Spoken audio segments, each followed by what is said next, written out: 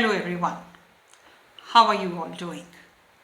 I'm Dr. Nalini Taneja, a mentor, a coach, a content creator, and today's video is all going to be about the benefits of minimalism. I started to explore minimalism sometime in 2022. A disclaimer is I have always been a hoarder. I've always been somebody who's more of a collector, who tends to collect things, who wants to really accumulate.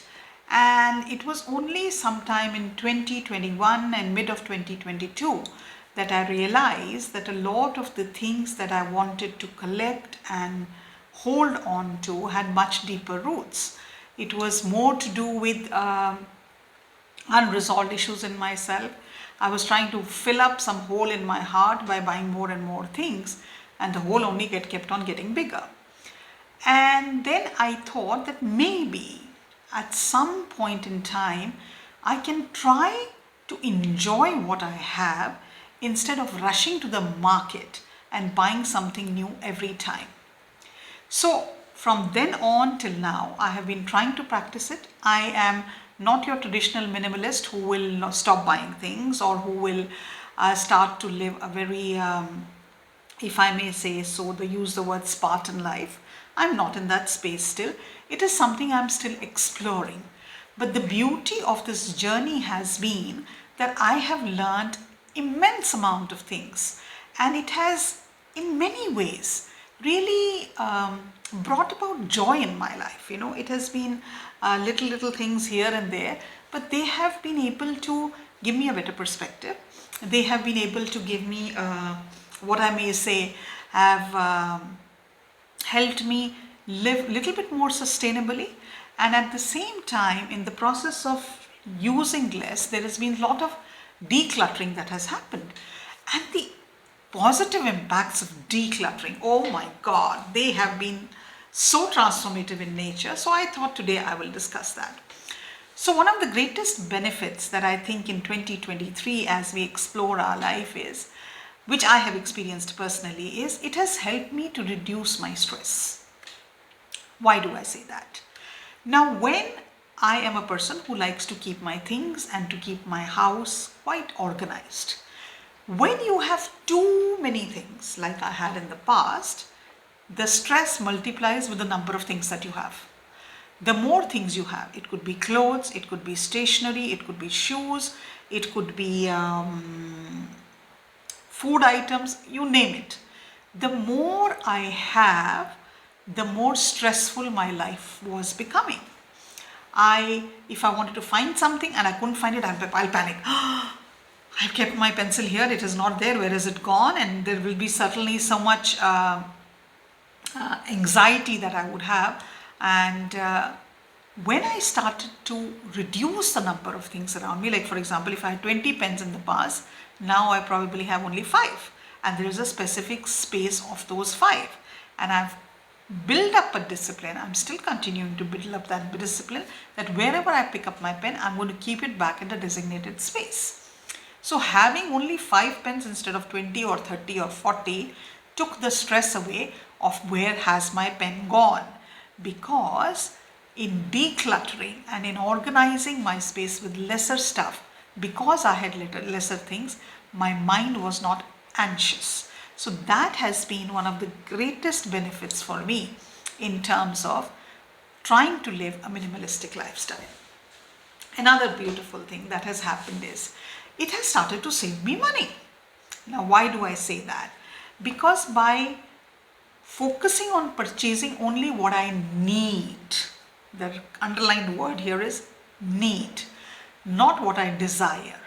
When I focus on buying things only that I need, that is when I started to realize that I need very less.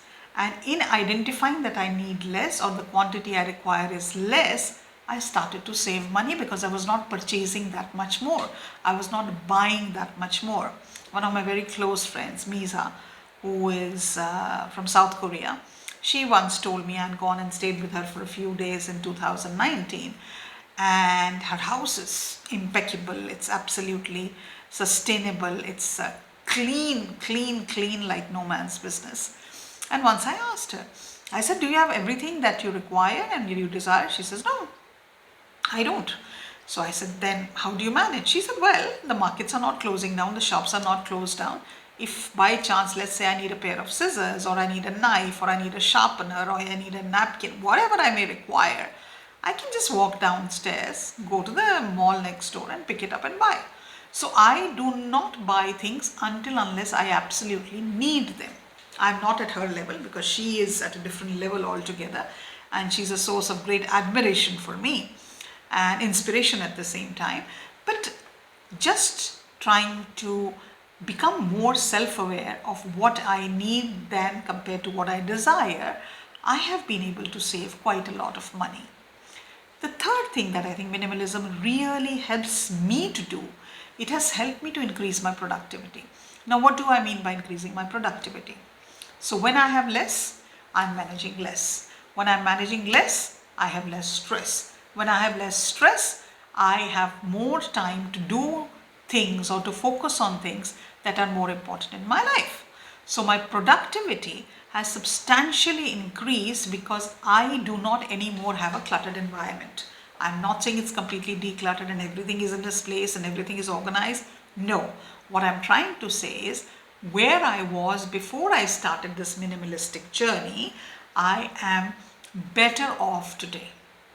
It has been a great benefit of starting this minimalistic journey that I have become more productive because of the very simple reason I have more time on my hands. When I have more time on my hands, I can do things that are more important that will yield better results. Another great thing that has happened is that I think you can take it at multiple levels, and it's in the long term, it is going to yield much better results. But because I have just started my journey, I've been only into it for few months, not more than a couple of months, is that it helps you to live a more sustainable lifestyle. How does it help us to produce? Because let's say I initially was buying, let's go back to the example of pens. I was buying 20 pens. What are the pens made of? The pens are usually made of plastic. Are plastics recyclable? Most of them are not. So when instead of 20 pens, I am buying only 5 pens, I am reducing the amount of plastic that I will dispose of into the environment. I am reducing something which is not recyclable primarily at this point in time, and in reducing the consumption of those multiple products, I am being more conscious and more caring about the environment. I don't think it has really made me understand the entire gambit of how many things I impact by having a minimalistic approach to life, by buying less. But I know that, for example, earlier I used to not carry a bag with me when I would step out. Now I have got some cloth bags made. Whenever I go shopping, whenever I go out, I'll always carry my cloth bags. And when I'm carrying my cloth bags, I do not, whenever I go shopping, I'm not really picking up the bags that are the shopkeeper is giving me, which are usually plastic. I am using my cloth bags, so I am polluting the environment less. So at some fundamental level, I'm following a more sustainable lifestyle. And that has really been extremely good because I just feel so good. I'm not buying plastic. I'm not consuming plastic. Instead of 20 pence, I'm using 5. So that kind of also brings a lot of joy. That brings me to the next point, which is mental health. I think when you have less things to take care of, when you are not consumed by managing all that you have, you are in a space where your mind gets a breathing space for focusing on things that are not connected with materialistic objects. You're not completely consumed by, I have to manage my clothes, I have to manage my wardrobe, I have to manage my stationery, I have to manage my utensils. No. When you have less and you have more time because you're not taking care of so many things, your mental health, at least I've seen in my case, improves because you start to probably listen to music more. In my case, I started to meditate more. I tend to go for a longer walk now, because my mind is not constantly saying, you've not managed that, you've not managed that, you've not done this, you've not taken care of this. Also, because I have become more productive, I feel, wow, in 24 hours, I'm able to do more jobs and I'm able to work and focus more on my business. When I think like that, it brings joy, it brings satisfaction to me. It brings me more into a space of, I think I am doing a good job with my life. I have been able to very well compartmentalize different things in my life.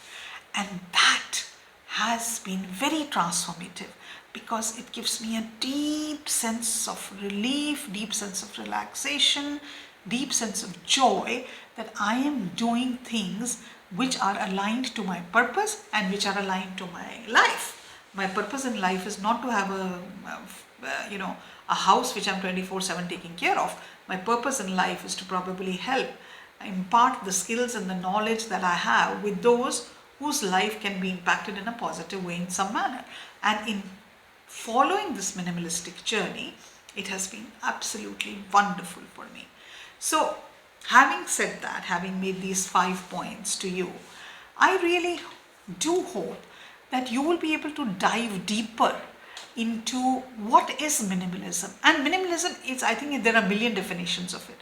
We don't have to be cut and dry about and absolutely fixated upon one definition, that I have to throw everything that I own and I have to start living like a monk. Or no, I think minimalism means different things to different people.